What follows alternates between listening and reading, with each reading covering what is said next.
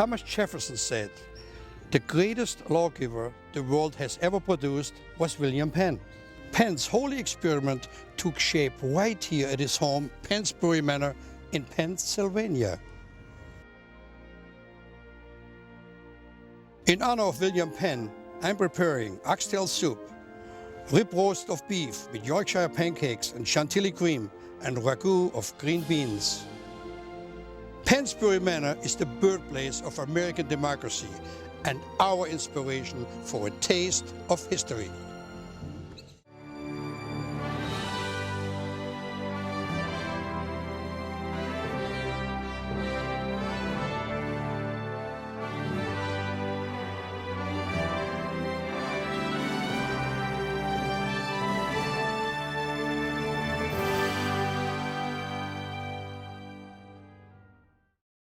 Today I'm preparing a classic meal that is served in England still today, mostly on a Sunday. We start off with an oxtail soup. The difference with my oxtail soup is that I'm using a binder of French lentil. Now, oxtail, ironically, used to be very inexpensive. Now it's becoming a specialty item. Matter of fact, the price of that is almost the price of tenderloin, if you even can find it. Your best bet is any Asian store in your neighborhood may have it. And the oxtail has a lot of strength, but it also takes a long time to cook. The most important part of this soup is that you have to have a pan really hot. Or, if you want to do this at home and don't set your house on fire, you can roast the bones in the oven at a high heat. I'd say 550. Okay, now, put a little bit of oil in there for this recipe because it needs, butter wouldn't work because the butter would absolutely burn up. But the bones.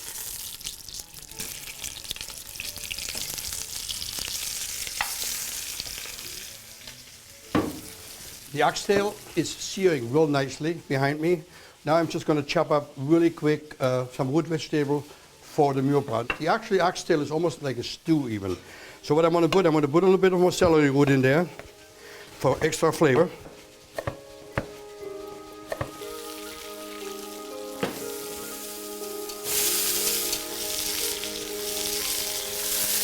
Perfecto. Now I add the meal pot into it. Put the celery into it, just chop it up. Ideally you want to make them all the same size if you can, so it cooks all at the same time. I have some garlic already chopped, a little garlic into it. Now, the process of the soup is deglazing several times. So right now I'm going to add in some red wine.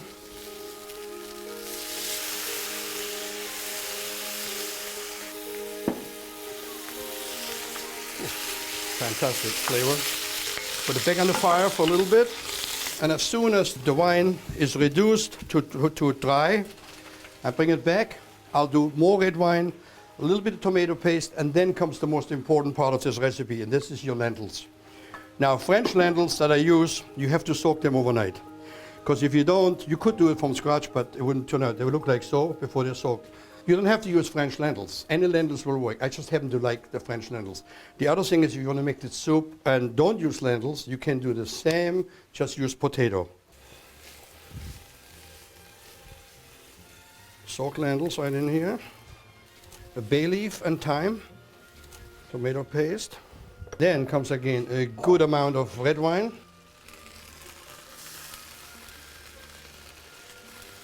And some stock. Little beef stock. I'll get very generous on some freshly ground pepper, some salt, and then we're going to do a quick check to make sure that the flavors are nicely combined. And then this soup goes under fire in a slow boil for maybe 45 minutes to an hour. It takes quite a while for the oxtail to be soft. Oh yeah, spectacular. All right. Back on the fire. As I mentioned, it will take about an hour to possibly an hour and a half for the oxtail to be soft. How do you know when it's soft? When you be able to pull the meat off the bone, just like that. Beautiful, nice and tender. Let me try that here and see. Don't get better than that, no way. Oh, beautiful. Madeira. Some places serve vinegar on the side, but Madeira is 10 times better. Mix it up. And all I got to do now, thanks to Bruce's fantastic soup bowl. And how is that? I guarantee you, the end result, once you make it, is spectacular, because there's nothing better than an oxtail soup made after my recipe with French lentils. Although William Penn could only spend a few short years here at Pennsbury Manor, what he accomplished here changed the world forever. Although born into a wealthy Anglican family in 1644, William Penn, at the age of 22, decided to become a Quaker. Quakers were generally shunned and looked down upon by English society. They were punished and imprisoned for their beliefs in equality and the rights of the individual over the state. Penn was imprisoned to make a highly visible example of the government's disdain for Quakers. Luckily for William Penn, he was the son of a prominent admiral, also named William Penn, in the service of King Charles II. In 1681, to repay a large debt the king owed his father, William Penn received an enormous tract of land in the New World, which the king decided to call Pennsylvania in honor of Penn's father. It was to his new land that Penn arrived in 1682. Pennsbury Manor is actually the only home that William Penn had designed for himself, and we think it probably best reflects his vision of what a wealthy governor, a wealthy Quaker, and their lifestyle should look like. Penn personally invited thousands of Quakers, Mennonites, and other persecuted groups to move to America and participate in his holy experiment in religious freedom and individual rights. This is a 17th century writing desk. Penn was a prolific writer. One of his marketing elements was to write to different people in different languages about the bounty of Pennsylvania and the opportunity for them to come, to live, to worship, and to thrive as they chose fit. In March of 1681, William Penn wrote to a friend, and his receiving the charter to Pennsylvania from the King of England. Penn's quote was, "May God bless it and make it the seat of a nation." Pennsbury was a home as well as a seat of governance and a representation of Penn's power and affluence. But when you were here, you would have heard the voices of children, or you would have seen people of different color and heard, if not different languages, at least different accents. Penn needed to return to England. He entrusted his territory to his new citizens to govern for themselves. Before he left, Penn established a colony that encouraged freedom of religion, elected its leaders from among the people, and empowered citizens instead of rulers. He wanted for common people to have a vote, speak their will. American democracy was born, and the world would never be the same again. In front of me, I got a beautiful piece of prime rib that I'm just preparing, and I'm sure this particular cut of beef would have been served many a times at William Penn's house. So what we're going to do right now, I'm Frenching the prime rib. Frenching is used for veal chop, pork chop, lamb chop. Frenching means exposing the bone. Now the meat I'm cutting out here is obviously has the most flavor that you can imagine. But when you eat a short rib, this is what it is. This is a short rib. But now I'm flipping over this side and I'm just taking off the fat that's on the inside of the rib, like so. There's not much to be done. I have some rosemary, I have some thyme, I have a little bit of chive and a little bit of parsley. I have salt, good amount of salt goes over. Pepper that I freshly crack. Take a little bit of oil, mix it in together, spread it over the rib. My beehive is nice and hot behind me. All I need to do is take this rib, put it in my roasting pan, which actually is a roasting pan, exactly what was used in the 18th century. Let me open the beehive, get this baby in the oven.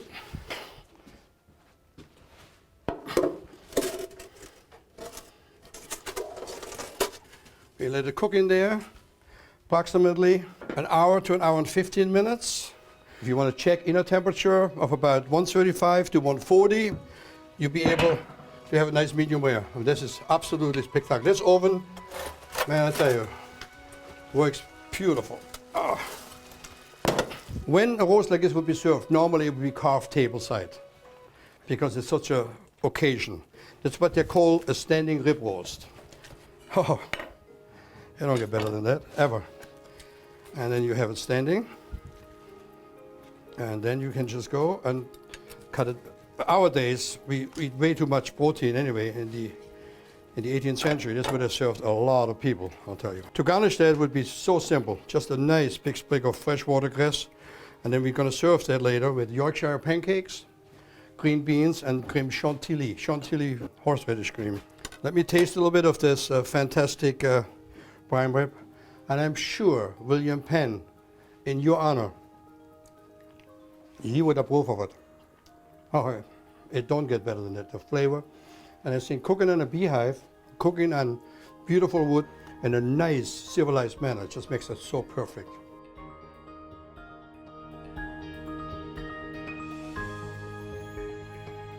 My good friend, Ed McGurr, offered to show me Penn's Philadelphia. William Penn was America's first urban planner.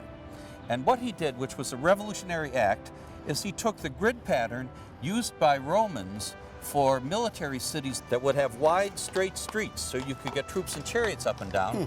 But of course, he was a pacifist, so he flipped it. He made it a city to welcome people with access from all over, a city for peace and prosperity. Of course, if William Penn came back today and saw that statue of him here in Welcome Park, and especially 27 tons of him on top of Philadelphia City Hall, he'd have them melted down. He'd be mortified. The Quakers were opposed to having their images portrayed. They thought it was an affront to God. We are in front of the world's largest Quaker meeting house. What a spectacular building, and the size is enormous. It is. We're standing in front of the men's business wing. In the center was their worship space, and the other wing was the women's business wing. This is the place in the Western world where women learned to keep the books. They settled disputes, they started schools, they reformed prisons, and perhaps one of the first underground railroads in America to free blacks was organized here at the Arch Street Friends meeting. This is the place. Equality between men and women. Everybody is an equal creature of God. William Penn's legacy is, first of all, the celebration of the common man. Philadelphia is the blue-collar city. It celebrates the wealth and the rights of an individual, of regular people. In the 18th century, whipped cream was a big thing because obviously you had cream available all the time. So making a chantilly cream, which is really nothing more than whipped cream that you later add the fresh horseradish under it. Ironically, this is one of the few recipes that I found so far from Abigail Adams. And it's still served today all over Europe, not so much in this country. Here, mostly we eat horseradish, either marinated or plain. But the chantilly cream with the horseradish just gives a spectacular flavor. So all you want to do is you take the cream and you whisk it up really quick to a peak. Let's let it sit for a moment. You should never use anything but fresh horseradish. Horseradish that's already pre-processed doesn't have the flavor. All you want to do is peel the root and grate it nicely, like so. Just very simple. Horseradish has lately been in the news because they have found out it's a fantastic liver cleanser. So horseradish is getting more and more popular. So the horseradish, as you see me do here, go in here. All I got to do now is one little whiskey. I have salt, white pepper. Some people put cayenne, some people put paprika into it. There's many ways you can do it. I wouldn't. You want to have a soft peak. In other words, you want to make sure it's not completely whipped like you would use for dessert. Now you're going to put the horseradish under it. Oh yeah, smell that. And I'm going to show you one little secret. And I'm sure you know me, you know what I'm going to do now. Nutmeg in here, and done. And ready to serve up. A forgotten art to make horseradish under it. Little chive action.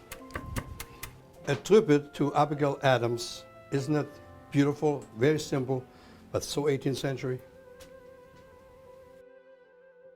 William Penn named the crown jewel of his colony Philadelphia because he wanted to build a city based on brotherly love.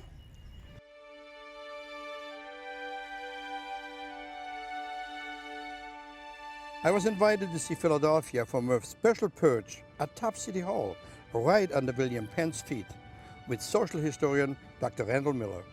How does this embody Penn's holy experiment? It's fair to say that despite all the ways that Philadelphia didn't realize Penn's holy experiment, a crowded place, tall buildings, one could say it actually captured it, because one of the driving forces of the holy experiment was the belief that you could bring different people together to try to create a better kind of community.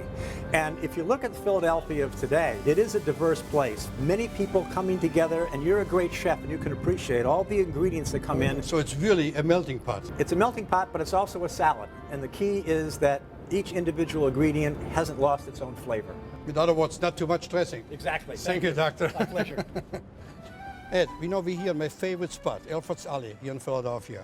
It's 309 years old, the oldest street in America. As a visionary, this alley shows how successful William Penn was. He insisted that people of every religion and nationality could live at peace. So way down in number 110 on the right, there was a Swedish pewterer. 114 had a Quaker cabinet maker, 118 had a Jewish merchant, and 123 had Gottlieb, who was a German baker. They still have some of his ovens in the basement in that house. So people of every religion and nationality lived here. This is the first and oldest melting pot in America. So it's a true testament to the philosophy that William Penn had, right here in Alfred's Alley. Absolutely. This stands as his success as a founding father. When I serve my prime rib in the city tavern, I serve it with a Yorkshire pancake. Not to be confused with a Yorkshire popover. And really all it is, it's a pancake that has herbs, a little bit of the drippings of the pan, that where you roast the prime rib in it, for additional flavor. So all you want to start off with that, you take all-purpose flour. It's a real straightforward recipe. All-purpose flour, eggs, crack them right in there.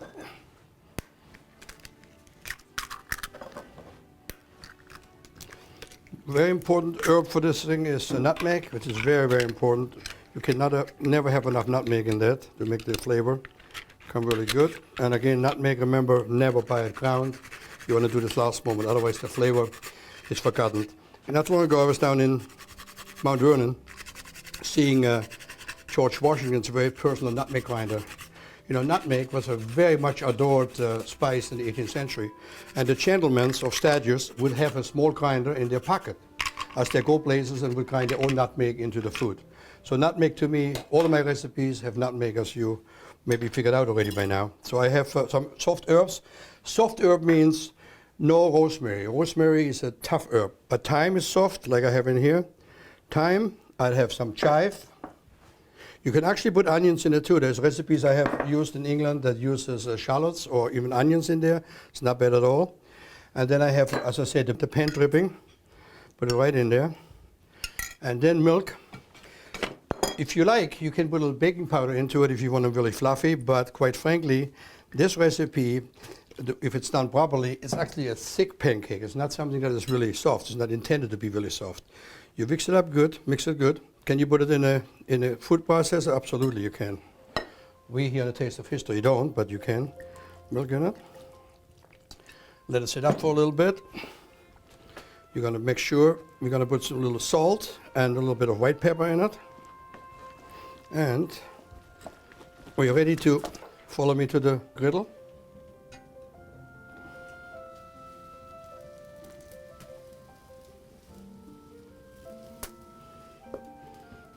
And you want to just make whatever size you like. They'll cook really quickly.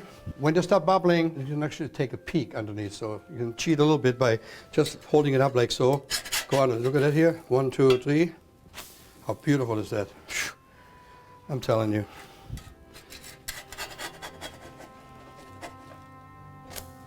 There we go. Literally a couple minutes and done. Look at how nice. Don't get better than that. Edward Hicks was a Quaker sign painter who painted the same scene over and over again, and in the process made it and William Penn famous. My name's Corey Amsler. We're here at the Mercer Museum in Doylestown, Pennsylvania. I'm standing here in front of one of many Peaceable Kingdoms works of art created by the Quaker artist Edward Hicks. There are at least 60 that are known and still in existence today. Of course, the theme itself, the Peaceable Kingdom, comes from the book of Isaiah in the Bible. The lion shall lie down with the lamb. Edward Hicks was an 18th century sign painter and also a Quaker minister from Newtown, Pennsylvania, a town laid out by his fellow Quaker, William Penn. You also have the scene of William Penn in the lower left corner. William Penn is featured in this and other versions of Hicks's Peaceable Kingdoms, usually in a scene kind of in the background of the painting. For Hicks, going back to William Penn, going back to the true original sort of precepts of Quakerism and the sort of peaceful coexistence that he saw Penn and his treating with the Indians representing. He took his technical training and turned it to something that reflected his beliefs and his passion for Quakerism and its practice in the most primitive and traditional of forms.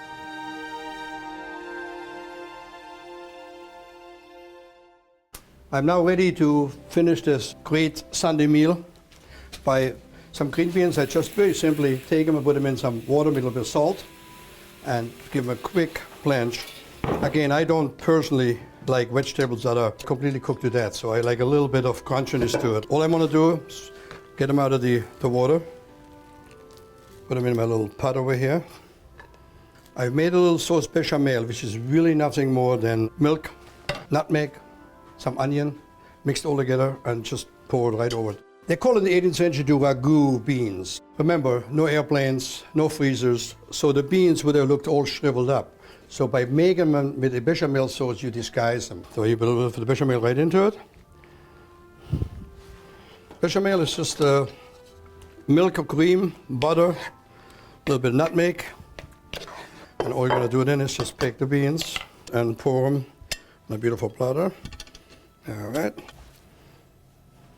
Our Sunday meal was a tribute to William Penn, and I'm so glad you finally found a home here. And so did I, for that matter.